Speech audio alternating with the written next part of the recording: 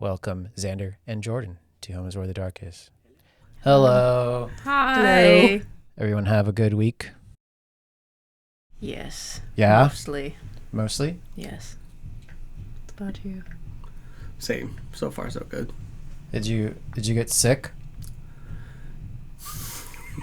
Not really sick, but No? yeah. Uh-oh. No, I don't think I did. I got sick with it. No. Sick with what? Sick with it. Oh, no. That's how Down with badass I the am. sickness. Just kidding. I got down with the sickness. I got sick. I got sick a couple weeks ago.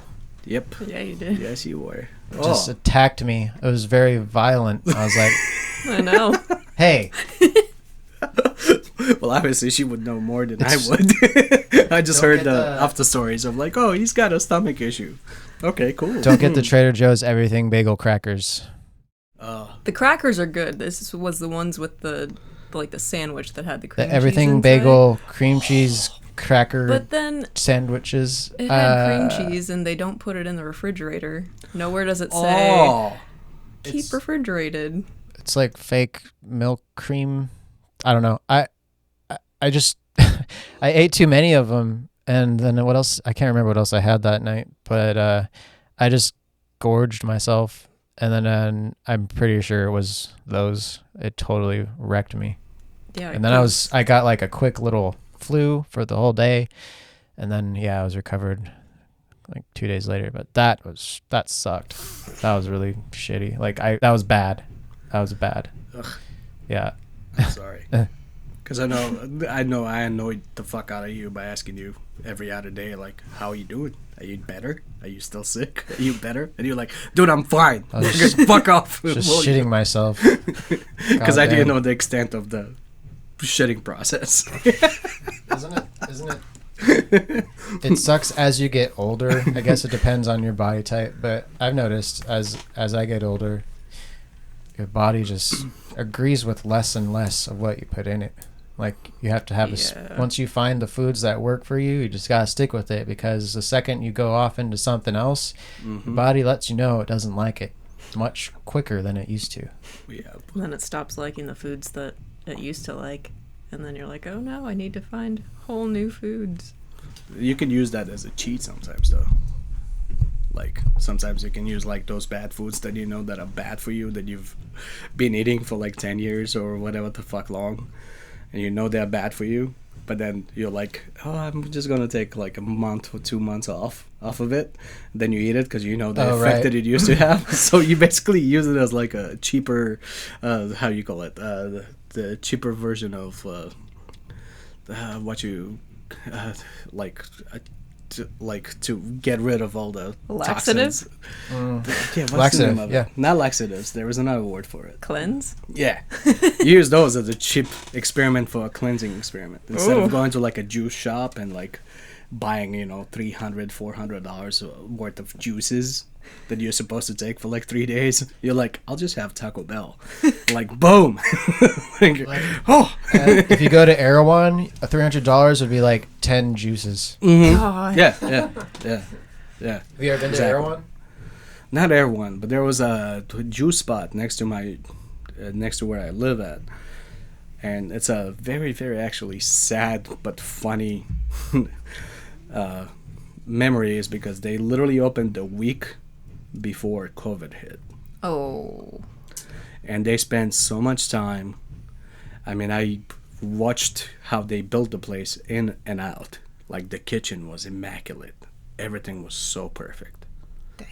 Just absolutely the most beautiful, cleanest fucking place you could ever possibly see. Like, Jamba Juice looked like, something that would have a D. Like, compared to this place. This place was, like, literally, medicinally clean. Yeah. And then COVID hit, and they shut down. I was like, fuck! I was planning to actually go over there and spend $400 on cleansing. Have you been to Mother's? Haven't yet, but there is one close to my place. Yeah, you like that one. We've been That there a was couple cool. times. Was that on Sunset or It Hollywood? was really I think close it's Santa on to top. you. Monica and Highland. Santa Monica, that's right. A little bit past Highland. Yeah, it's really close to you. That place is good. It's like Yeah. it's like a little pricier than Whole Foods, but under Erewhon. Okay. I think everything's under Erewhon.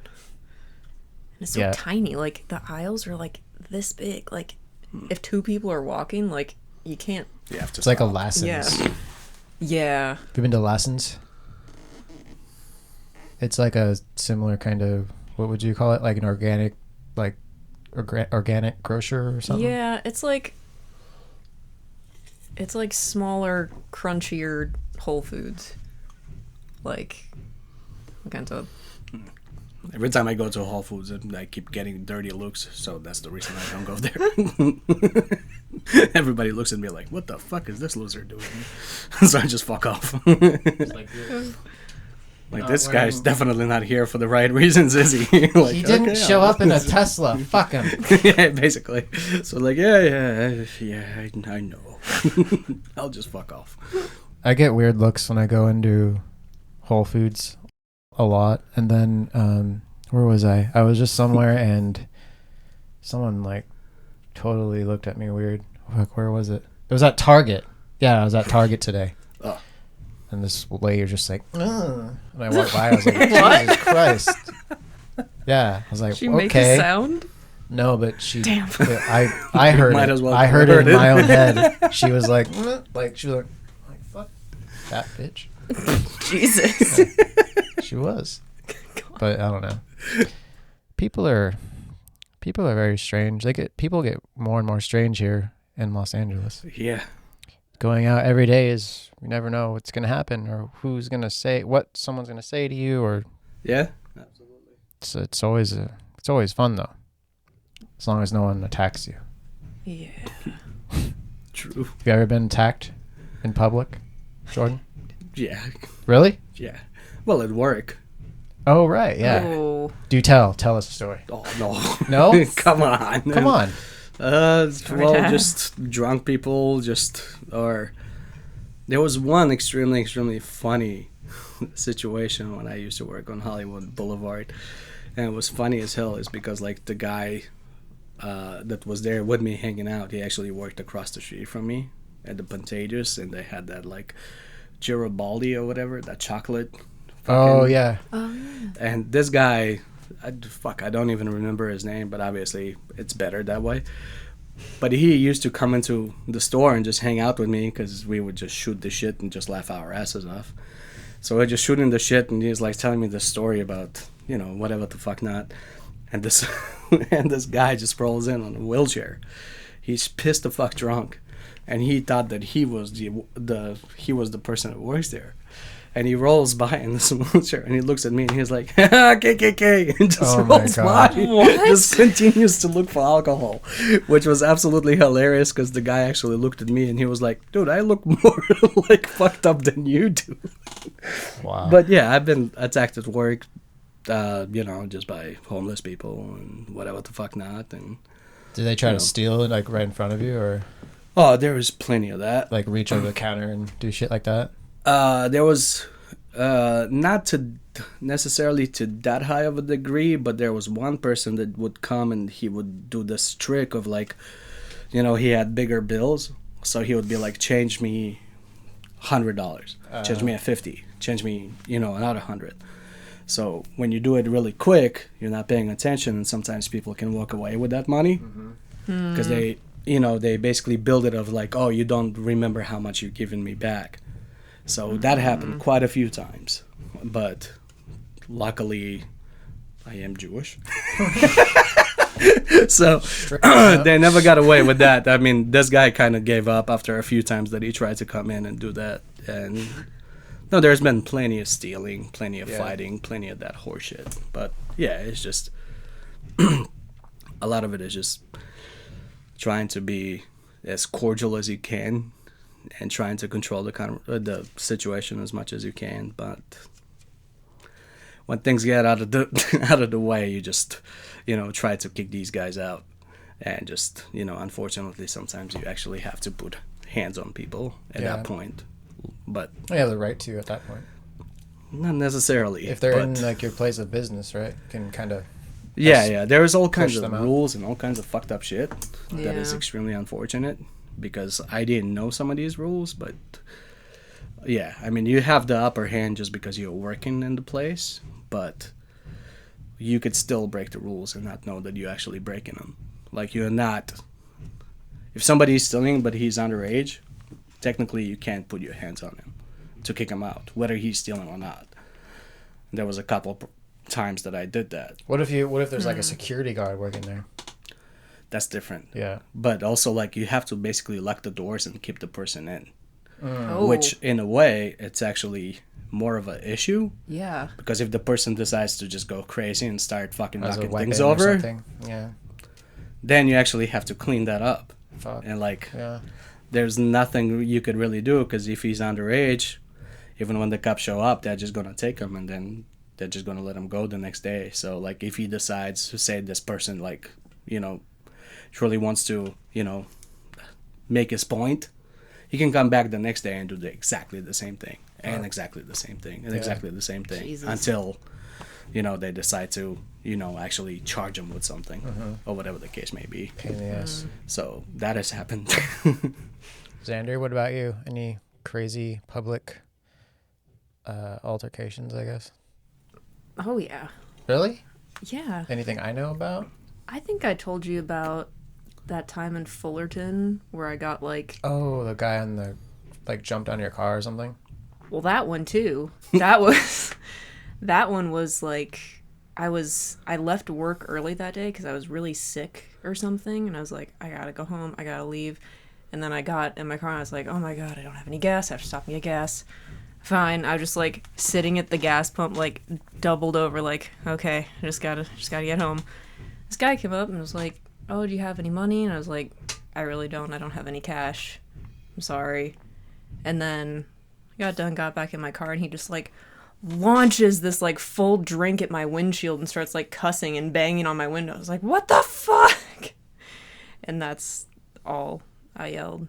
But You're in your car already, right? So yeah, but he good. was like, the glass was moving. Yeah. Like, I thought it was gonna break. But the other time was I was pulling up to my friend's house in Fullerton like many, many years ago, and this like unmarked police car came up and they were like, hey, what are you doing? Because I had like a balloon. I was like, it's my friend's birthday. I'm going to her house, I got a balloon. And then they just like 4 of them launched out of the door because my friend's boyfriend had come up to show me where the apartment was. And then like they took my phone. They were like searching my car, and I was like 19, and I was like, I don't know what's going on. I didn't have a California driver's license. They were like, we're going to take your phone and text your friend and see what's going on because we think there's drugs and blah, blah, blah. So I was just like sitting on the curb for like 2 hours, and they're like, okay, you can go. Oh, they probably thought those balloons were filled with that CO2 or whatever. Since that was like a few years ago. Like, people used to have those parties where they used to get high on those things. Maybe, but they let me keep the balloons. They didn't pop them. They probably figured out, like, oh, I don't think they're doing anything fucked up. It's like, just balloons, basically, It at was this just point. stupid. I was so scared. But You know what I saw like a couple weeks ago when I was in Burbank? It was just in plain daylight. There was this girl, young teenager. She looked underage, maybe 17, 16. She was walking down Magnolia in Burbank. And there was like some guy kind of following her, but farther back. And then all of a sudden, like 7 cop cars pull up, grab her, arrest the dude, and it just seemed like he was a predator, like following her, trying to like take her and abduct her in plain daylight. There's people everywhere, and I was like, wow. how would they know that? Well, I don't know, but they did. So, Somebody was good. undercover. I guess. but Jesus. I was like, whoa. You never know. Yeah. You never know at this point. How fucking stupid do you have to be to try to pull that in plain daylight? Just like try and abduct some kid like in the middle of the fucking, like, wow. People used to get away with it. like going to the candy store before, so I guess he was like still thinking about it like that. Who knows? But yeah, just there's craziness happening at all times. God. Pretty much. Have you been attacked?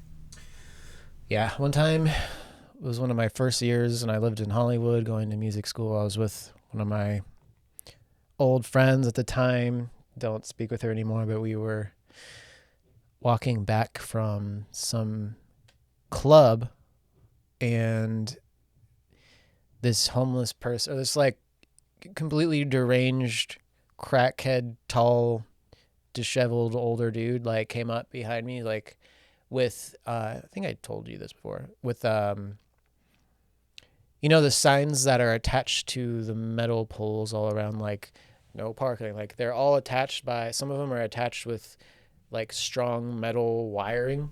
And he found one that was on the floor, and he grabbed the wiring, and he was running, like coming up behind me, and I was like, this is a crazy person. And then he took the wiring and tried to strangle me with it.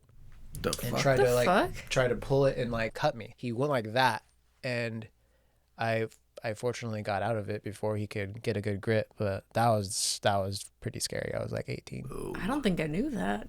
Anyway, yeah, that was one of the freaky Fucking ones. Hollywood. Yeah. Doesn't surprise me though. I know. Yeah. Fuck. So I was Unfortunately. like, yeah. 'Cause it's even worse now. Yeah. So how's Fuck. That's crazy. let's talk about Zander's new project. How's that been going for you lately? It's good. It's been a lot of fun. We're just finally pushing all of the stuff out there that we've been working on since like January, but still kind of debating whether to self-release or find a label, maybe. So we were actually just talking about that like last week, so we shall see how it plays out. Awesome. And how many, do you have an EP worth of songs, or how many songs do you have ready to go? We've got 4 originals and one that's like a cover-ish. And then like 2 more that we're kind of working on, but when we play through the whole set, it's about like 30 minutes or so, so Nice. yeah. You guys planning or trying to get any shows together? We were trying, actually. Yeah, just kind of putting feelers out there, but nothing yet, because it... No bites? No, I mean, a couple, like, oh, that would be great, that's cool, like, the band sounds great, but we've already got... this has been booked since June, so maybe next time, but keep in touch, so... Cool. It's encouraging, but sure it will happen with time. I'm glad you finally are in a project with all females. What? Are there any plans to resurrect Sixes, or is that still up in the air, or have you heard anything about that, or what's going on with that?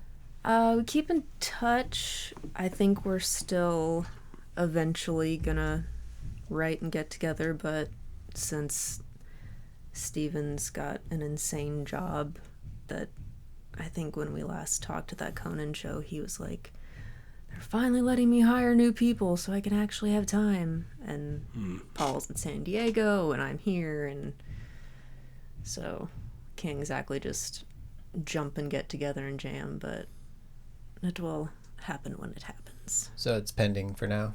Yeah, Nice. but it'll come back at some point, just when it all lines up. Cool. Yeah. Jordan, what about you? What other musical projects have you been working on lately, and what are you excited about lately with drums? Everything drums. Drums. Drums. I'm excited the fact that I actually finally have a luck out again, where I can do whatever the fuck I want drumming wise, so I can just play drums basically, or do whatever the fuck I want to do basically. And you know, there is quite Siglos just recorded 2 tracks with you, buddy. You know, I'm looking forward to, there's some stuff that are working. You know, we have that show that is booked in October. Other than that, me drumming wise, I'm just jamming with a few friends here and there, and mostly just working on myself, just trying to, in a fucked up way, I guess, fall in love back with the instrument that I love so fucking much, because it's a constant uphill battle with ups and downs. Yeah. So it's kind of like one of those things where it's a weird situation, is because like you know me, like I love music, I love drums, I love playing. But a lot of times it's like, because I'm used to a totally different way of upbringing, I guess, when it comes to this music shit, where it's like you're constantly playing live. So like in a way it's like it's I know I'm gonna sound like such a fucking idiot right now, but fuck it.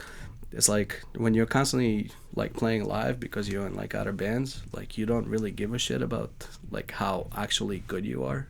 Is because you're like, I'm playing live, and people are coming to shows. And when you're actually trying to actually work on your craft and actually do something good by yourself, is like, fuck.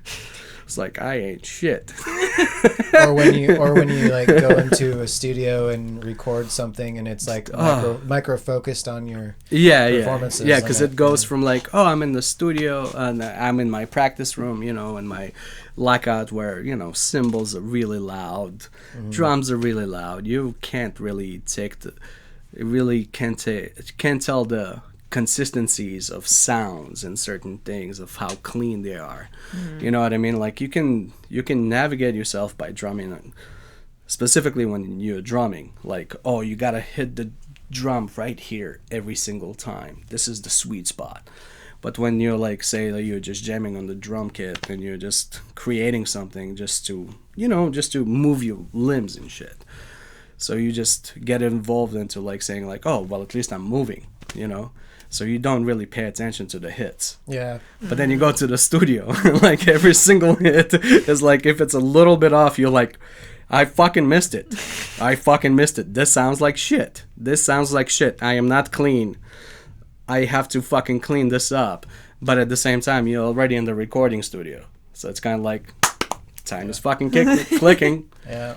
Come on. You can't really fucking fix it here. You're supposed to fix it when you're fucking working by yourself in the room. Yeah, by the time you're like the red lights on, I mean, it is what it is. Yeah, but yeah, and also in the studio sometimes, like, that's the thing, is like when you're working by yourself, just jamming by yourself, trying to work on your instrument, because like this is a good thing and a bad thing as a drummer, I'll say. Like, I don't necessarily like to play rudiments when I practice. I like to just sit on the drum kit and be like, okay, whatever goes. Just sometimes you can set up a click or whatever, or you can set up like maybe a song that doesn't have any drums in it and then just play along to it. So like you just get to explore your universe, and like it's a good way to practice your independence. Yeah. But also it's a bad thing is because you are not actually practicing on the things that you're very weak at, compared to like sitting on the snare drum and just playing rudiments and, doing your left, right, left, all that shit. Yeah. So it's like, it's a good thing and it's a bad thing. It's a good thing because it, then you get to delve into that huge fucking atmosphere of like, I can do whatever the fuck I want within this room. On this drum kit, I can fucking play whatever I want. But at the same time, you're actually not necessarily working on your weak parts that you need to improve on, because you're working on it. Because drums are very, how do you call it? It's a harsh fucking instrument. It's not necessarily a very musical instrument, but you're trying to make it musical. And then when you're sitting in the room trying to make it musical, is like in your in-ears or / whatever, if you're wearing those, headphones that kind of block in the sound, you're like, oh my god, this sounds amazing. But then if you take them off, immediately you're like, ugh, what the fuck is that? So it's like, it's a good thing and a bad thing, because like it's not necessarily that you're developing your speed as much as you're developing your ear. And it could be a good thing and a bad thing, because like developing your ear sometimes can help you a lot when you're working with other musicians and you're playing in a band. You can come up with shit off the top of the head, and you can, kind of like, connect with other people, because they're actually playing notes that you're like, oh, wow, this is cool.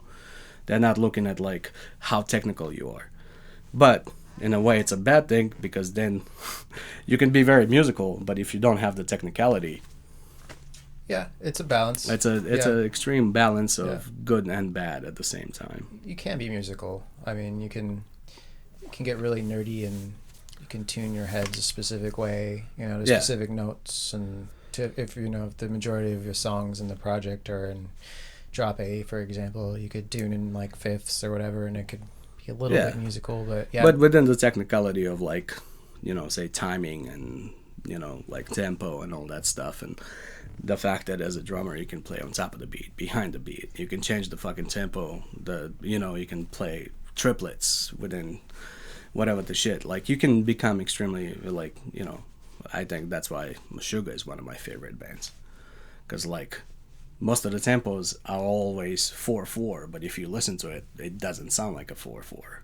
But if you go, tempo is always stays the same. I guess it just depends on how you hear music, because to me, when I hear Meshuggah, yeah, there's odd time signatures, but most of the time it's the time signature is 4/4. Every here and there it'll like be odd, but I guess it just depends on how you hear music, because yeah, there's a bunch of polyrhythms in their music and other bands, but yeah, it's just depends on how you because everyone hears music differently. Yeah, everyone exactly. processes it differently and performs. Some people, like, I guess I would be one of them, but when I'm playing guitar, when I'm listening to music at the same time, I'm seeing in my mind like how it is written out, if that makes sense. Like when I hear a song, I can immediately be like, okay, those are 16 note triplets with the snares on the threes and the crashes on the, you know, like that kind of thing, like, because I work on so much music that it becomes natural. So it's hard to not think when I listen to music. It's hard to not hear it analytically, so I have to like tune my brain out sometimes. But yeah. What about you, Zander? How's rehearsal been with the project, the new band? It's been good. It's been a lot of fun. It's, you know, kind of a mix of, okay, we have one little part of an idea. Let's loop that and just jam on it and see where it goes. And then we end up with like 17-minute recordings. That's cool. But, so that's a lot of fun, because I hadn't really done rehearsing like that in a while. And it's... Just jamming out. Yeah, that's cool. it's kind of fun to write like that sometimes. So you guys have your own lockout, right? Or is it just like an hourly or a little lockout? It's Megan and Katie both have their own separate lockouts, but we meet at Megan's lockout. Okay, Because so that's cool. You guys both have your own lockouts now to like just keep your stuff and not have to share with anybody. That's pretty cool. Yeah. Nice. I mean, I still move my stuff back and forth, but it is still nice because now my big bass rig is at Katie's place, so I can record with it. Yeah. Which is fun. How did you guys enjoy a couple of months back we recorded some of our music at Sunset Sound? How was your experience for that? You go first, because I'm probably gonna go on the tangent like a motherfucker, so you go first. Oh man, it was amazing. Like, it still kind of doesn't feel real, just like being there and like trying to absorb everything. It's just like, I'm not really here. This isn't. Why does it seem unreal to you? Just because of all the people that have like been in that same space and recorded there. And I think after the first time you were there, you said, you know, like, you can feel the history or something to that effect. Mm-hmm. And it was really true. And I don't think I have before, but like not in a long time, like to a place that feels that way. And it sounded amazing, and it was just beautiful and fantastic. Yeah. So. Yeah. What about you, Jorden? Here I go on the tangent. Like, I know, because I live in that neighborhood, so I like pass through there every fucking day when I have to do anything within that area. So like for me, the idea of like who recorded there, what the shit fucking happened there didn't mean anything. But it did after I actually started understanding what the fuck it is. But that, well, first of all, like just pulling in the fact that there is like a gate and you can like park your car and it's safe. I know. Amazing. Luxury. Like, that's holy where fuck. that's where our That's amazing. that's where our standard is. And also, immediately a person just comes in and is like, "Oh, which room are you recording in?" "Oh, room 3. Here, I'll bring a cart." You know, just helping you out, and, like putting everything on your car, on the cart and whatever. And because normally I do everything myself, carry all my shit, and I don't, you know, even when I get help, which is I'm extremely thankful every single time for that. But the fact that there was somebody there before any of that fucking happened, it was weird. But it was they were just extremely cordial with that. The fact that even the how you call it, the walkway to get to the actual studio, like a big hallway where you don't have to worry about scratching the walls or dropping anything, that's fucking insanity too. And then eventually when you get into the room, and this is just huge open fucking room, and they have microphones that you can only fucking dream of. Like any fucking microphone, and they're completely open for you to use. And it's just that whole recording experience was actually fucking something that I'll always forever hold extremely dearly to my heart. Because it was also like, well, thank you for actually making it happen, because I had no idea how much of a high scale that would be. Like for me it was just like, okay, you know, I'm going to a studio, because no offense, but I am a little arrogant when it comes to that stuff, because I like all the stuff that I listen to is mostly like Swedish metal and shit like that. So all this stuff, like for me, is like recorded in other countries, you know what I mean? So like for me, like if I would go to some of those studios, I would probably be like, oh my god, this so and so recorded here. Like I might have that feeling when I go to those. So for Sunset, I didn't necessarily feel that. But it was once you actually get in there and start taking things out and start actually like noticing certain things, you're like, oh shit. Like, you know, all this stuff starts hitting you in waves, and you're like, you don't even understand that it's happening. Yeah. Specifically when you're ignorant to it, you know, because I just didn't know. I didn't know. I told you, so you did know. I knew, but I guess it didn't mean that much until I was there. Yeah, I get it. But the room definitely has a energy. Yeah, and specifically once you start setting things up, and you can hear the, how do you call it, the reverb, the natural reverb in the room, like when you go and clap and you're like, oh, holy fuck, you know what I mean? And all the, you know, the walls are, you know, with the wood and whatever the fuck not, that you can't even really see, and like you don't really necessarily, and to the naked eye, it's a wall, you know, who gives a shit? But it's like, you actually, the amount of actual fucking shit that went in to build this wall in order for this room to sound the way that it is. It's like, you don't even understand. You can't really comprehend it until you're there and you're like actually listening to it. On a natural level, you're just like, what the fuck? This is crazy. Yeah. One of the best drum room sounds that I've ever recorded in, that's for sure. It's one of the best in the world though, so it's cool that I'm happy we got to record there and have that experience, and the tracks are sounding really good. Probably have like a Halloween release for the EP, so Nice. Cool. they're getting there. The other thing I exciting. wanted to say about the recording process, just in particular, was like it was very cool and also kind of like a little scary in the beginning. It's because me and you recorded live. Yeah. But we never actually played these songs live together. So you're actually playing your parts and I'm playing my parts, but you've never heard my parts and I've never heard your part. It was a live recording. I liked it though. And it was fucking amazing. Yeah. It's just that room is just magical. I mean, I still have the rough recording that you send us from like just off the board shit. And I listen to it probably like 2-3 times a week.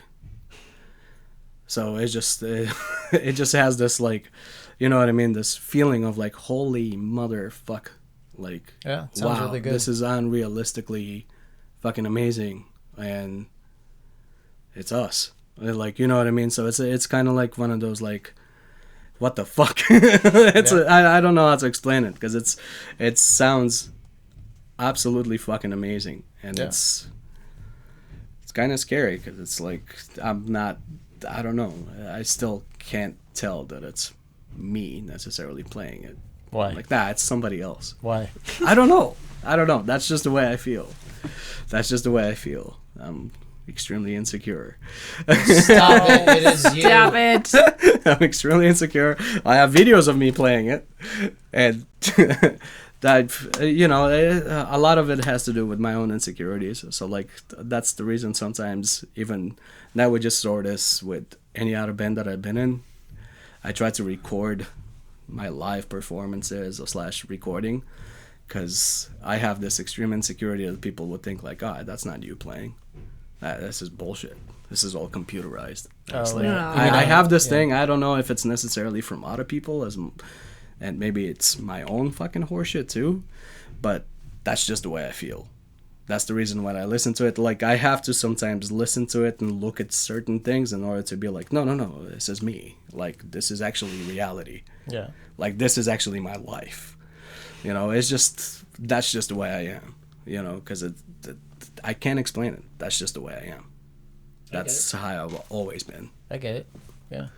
But thank you for making that happen. Because if sure. it wasn't Yeah. for you, I don't think it would have ever happened. No, that was all you. It was all you. Well, I'm glad we got to do that, and you know, could probably do it again. So, just a matter of funds, really. This time I'll go more prepared. Anything else you guys want to plug? If you need guitar setups, I got a website, or repairs, or restrings, or anything. Yay! I can do it. We'll put your website in the description. Jorden, what's coming up for you? Anything you want to plug? Siglos is gonna play in October at the LA Gates of Metal. Are you excited for that? I am. Yeah. I think I am. I don't, you know, I am. I think still some work to be done as a band, because we have not played with as a band yet. We'll figure it out. There's time. So Just do there a is couple certain rehearsals. things that have to happen, specifically on my point, because I'm such a control freak. And if I can't do them by myself correctly, then I rather. I'm just insecure about my own horseshit, because I have to play to a click and to backing tracks, and we have not done that as a band. So that always takes a little bit of time, Yeah. and it always Get back in the swing of it. what is the band doing compared to what I'm doing? You know, how is the song start? Is there any interludes in the backing tracks? All that stuff has not been worked out yet, so It's okay. You got We'll it. figure it out. I think so. I Comes don't together. know. Just I hope those first couple of rehearsals, you just shake off the cobwebs and then you're good. Yeah, I'm probably going to rehearse by myself as soon as we have Yeah. some of those things down. So I'll probably sit in the lockout and, you know, have a few days just by myself, just hitting the drums and whatever the fuck not, and just to feel secure. Cool. Well, awesome. Everyone check out Zander's new project, Dark Crone, and everyone check out Jorden playing live with Siglos in October. And also, LA Gates of Metal Festival 3 at the Garden Amphitheater. Everyone go get tickets but for also that. check out our band. Yeah, and check out our Yeah. music. Check out our no stuff. shit, right? Yeah. No shit. Yeah. Yeah. All right, guys. Thank We you. have more music coming. more music. Yeah. Yes. All right. Thanks, guys. Thank Bye. you.